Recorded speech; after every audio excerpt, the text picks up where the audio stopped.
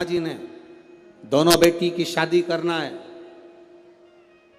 एक बेटी के हृदय में शिव समाया हुआ है, एक बेटी के हृदय में ज्ञान समाया हुआ है, वैराग्य त्याग संत का भाव समाया हुआ है, और दूसरी बेटी के हृदय में जानती है कि मेरे पिता संचालन कर रहे हैं तो इसको कोई राजसी राजा ही इसको परणाएगा। इस बेटी का विवाह किसी राजा के साथ करूंगा, इस बेटी का विवाह मैं राजा के साथ करूंगा।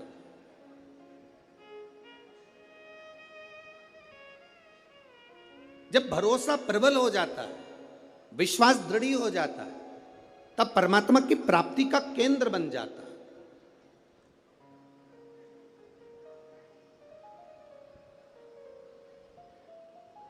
अभी हम आ रहे थे, जब आते आते देखा कि लोग टेंट के बाहर, पंडालों के बाहर लोग धूप में बैठे हुए हैं। बहुत गर्मी है, धूप अपार, पर आप प्रयास करना। 2 बजे कथा चालू हुई, 5 बजे तक चलेगी। 2 बजे से 5 बजे तक जो धूप में बाहर भी बैठे हैं वो अंदाजा लगा कर बैठना कि 2 बजे से 5 बजे तक आपको कहीं धूप दिखी, कहीं धूप नजर आई, कहीं धूप लगी। वो छत्र छाया कर कर बैठता है। साधारण नहीं है मेरा शिव, साधारण नहीं मेरा उघड़ी।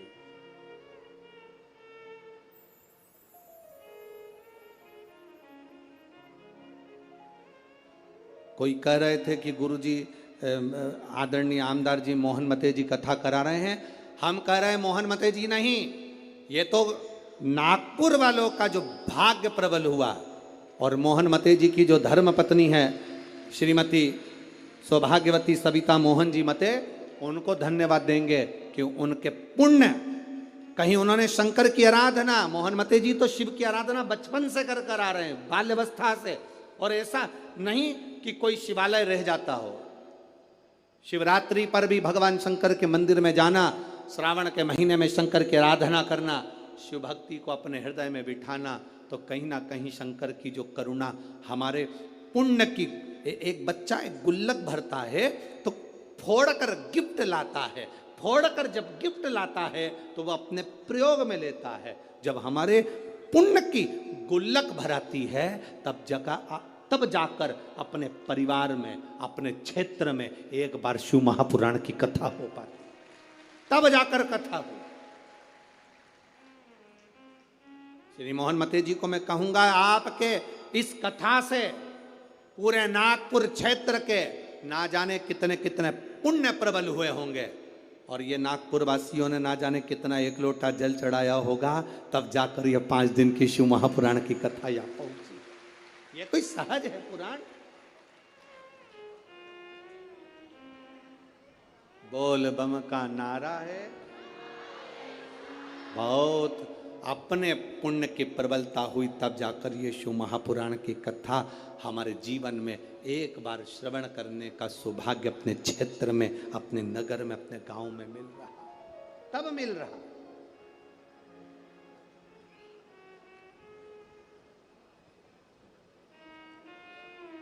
अब बेटियां किसको बिहा दी जाए, बेटी किसको दे दी जाए? कर्म का फल देखिए। जो भगवान देवादिदेव महादेव ने माता पार्वती को कहा था कि जो मेहनत करता है, पार्वती जो संकल्प ले लेता है, जो नियम ले लेता है, जो व्रत करता है, उसके व्रत का फल हम स्वयं देते हैं। 2 वचन दिए थे माता पार्वती जी को भगवान शिव ने, एक शिव और शक्ति का बल देना, और दूसरा वचन देवादिदेव महादेव ने माता पार्वती को दूसरा वचन, दूसरा वर दिया था, पार्वती सुन, संसार में रहने वाली नारी, पुरुष, बच्चे, बूढ़े, इस मृत्यु लोक में जो रह रहा है, संसार में अगर उसके जीवन में कभी दुख की एक घड़ी भी आई है तो उसके कर्म से आई है। उसने जो पूर्व में कर्म किया होगा उसके अनुसार उसको एक दुख की घड़ी में भोगना पड़ा है। पर उस दुख की घड़ी में पार्वती, अगर उसने भूलवश भी मुझे याद किया, शंकर कहते हैं मैं उसी क्षण उसके दुख को मिटाने के लिए संसार सागर में पहुंच जाऊंगा। मैं वचन देता हूं। ये माता पार्वती जी को शिव जी ने 2 वचन दिए। पार्वती, एक शिव और शक्ति का बल व्रत उपास साधना तप करने वाले को मिलता है।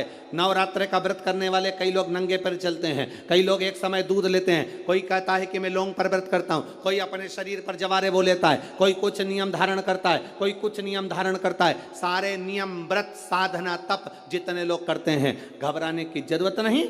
ये बल तुम्हें जो देता है वो शिव देते हैं, वो भगवान शंकर शक्ति के साथ देते हैं। और ध्यान देना, दुख की घड़ी में अगर तुम्हारे कर्म के अनुसार तुम्हें दुख भोगना पड़ रहा है तो उस दुख में भी घबराना नहीं। अगर दुख परमात्मा ने दिया है तो वो उस दुख को समाप्त करने का बल भी आपको प्रदान करता है। वो शिव तत्व है, वो ओघड़ी है, वो शंकर है, ओघड़ी शिव है।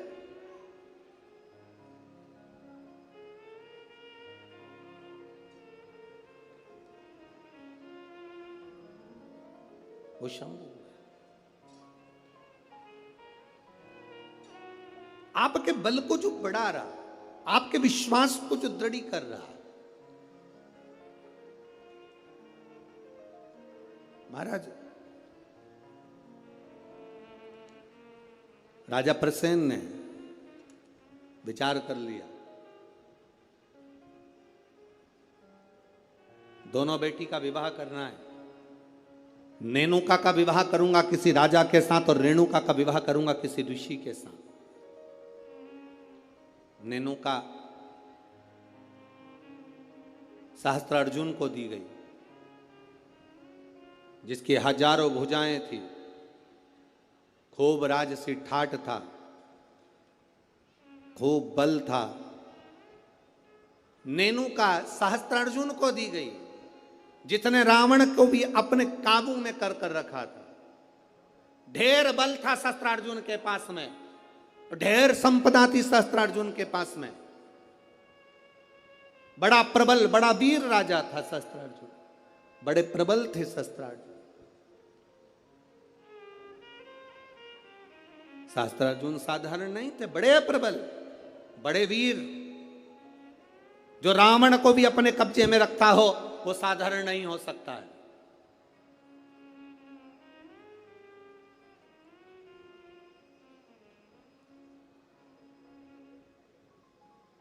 राजा सहस्त्रार्जुन को अपनी बेटी नेनुका का विवाह कर दिया।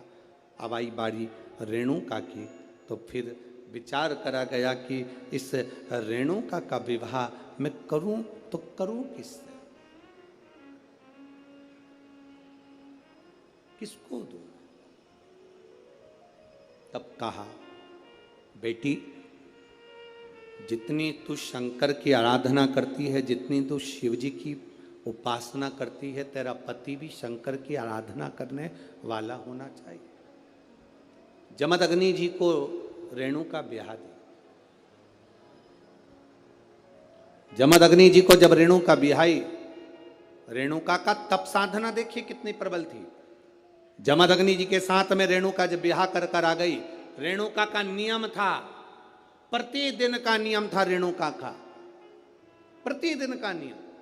एक मट्टी को इकट्ठा करती, मट्टी को इकट्ठा कर कर उसका हंडा बनाती, घड़ा बनाती, पात्र बनाती। कच्चा घड़ा, कच्चा पात्र। मेरा निवेदन है, यहाँ पर जितनी माताएं बैठी हैं, एक बार प्रयोग कर कर देखना कि आप मट्टी लाओ, मट्टी का हंडा बनाओ, मटकी बनाओ, और उस मटकी में कहीं जाकर जल भर कर लेकर आना, अपने सिर पर रखकर। मटकी टूटेगी कि नहीं टूटेगी? अरे बोलो तो जम के। टूटेगी ना, क्योंकि वो पक्की नहीं है, सही से बनी नहीं है, वो मटकी टूट जाएगी। अगर वो मट्टी का पात्र पका होता, मट्टी का पात्र अग्नि में तपा होता, मट्टी का पात्र अग्नि में सना होता, अग्नि में तपा होता, तो वो मटकी फिर टूटती नहीं। अगर वो तपा हुआ है, अगर वो तपा अग्नि में तपा हुआ है तो वो नहीं टूटेगा, पर वो अग्नि कच्चा पात्र है तो टूटेगा, पका नहीं है तो वो टूट जाएगा। रेणुका का नियम था, मट्टी का पात्र बनाती, मटका हंडा बनाती, और हंडे को लेकर जब नदी पर जाती, जल भर कर लाती, जल भर कर लाती।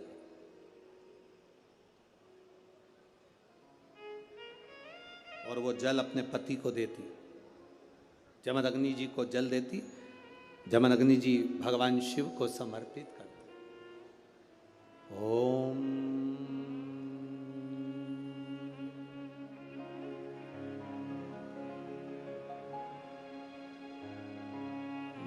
नमः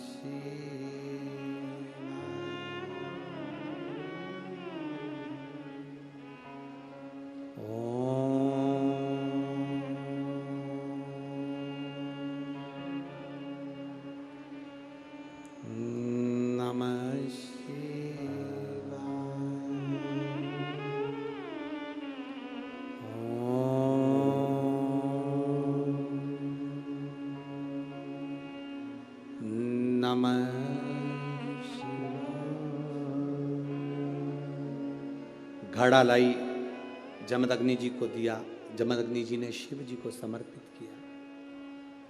कच्चे घड़े में जल भरना, लाना, शंकर जी के लिए अपने पति को देना, समर्पित करना।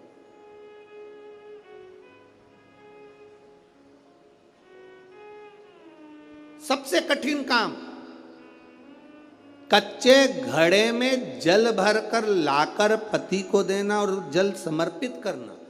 एक बार जमदग्नि जी के मन में भाव प्रकट हो गया कि मेरी पत्नी रोज घड़ा बनाती है, रोज हंडा बनाती है, रोज कच्चा घड़ा तैयार करती है और रोज जल भर कर लेकर आती है। मेरी धर्म पत्नी, आखिर ऐसा क्या तप साधना, ऐसा क्या तप बल, ऐसी क्या प्रबलता जो कच्चे घड़े में जल भर कर लाती है। कच्चे घड़े में जल भर कर लाना।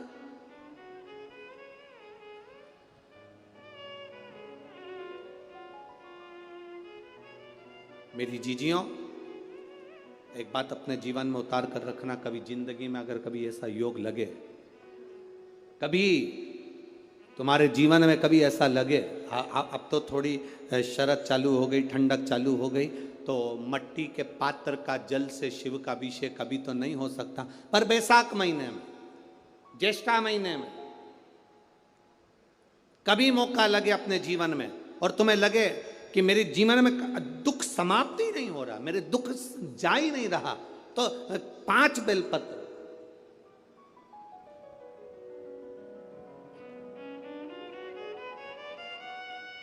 पांच बेलपत्र, एक आप लोगों को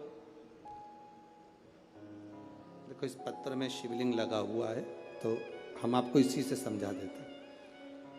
एक बेलपत्र जिसकी डंडी का भाग जल जहां से बहकर बाहर निकल रहा है, अशोक सुंदरी का स्थान देखा है ना सब लोगों ने, बस उसी स्थान पर पहली बेलपत्र। दूसरी बेलपत्र पार्वती जी के स्थान पर, अर्थात जो जलाधारी है वहां पर। तीसरी बेलपत्र शंकर भगवान के शिवलिंग के सम्मुख में जहां आप बैठे हो वहां बैठकर डंडी का भाग विपरीत दिशा में रखकर, तीसरा बेलपत्र। चौथा बेलपत्र भगवान शंकर का जल जहां से नीचे गिर रहा है उस ओर सीधी बेलपत्र नीचे की ओर। और पांचवी बेलपत्र शंकर भगवान के अशोक सुंदरी के स्थान को छुआकर नंदी के पास रखकर, जो घड़े में जल है अर्थात मट्टी के पात्र में जो तुम जल लेकर गई हो, उस पात्र के जल से शंकर का अभिषेक कर देना, शिव को वो जल समर्पित कर देना। जिंदगी में कैसा भी दुख हो वो कटता ही है, वो दुख रह नहीं सकता, ये निश्चित था।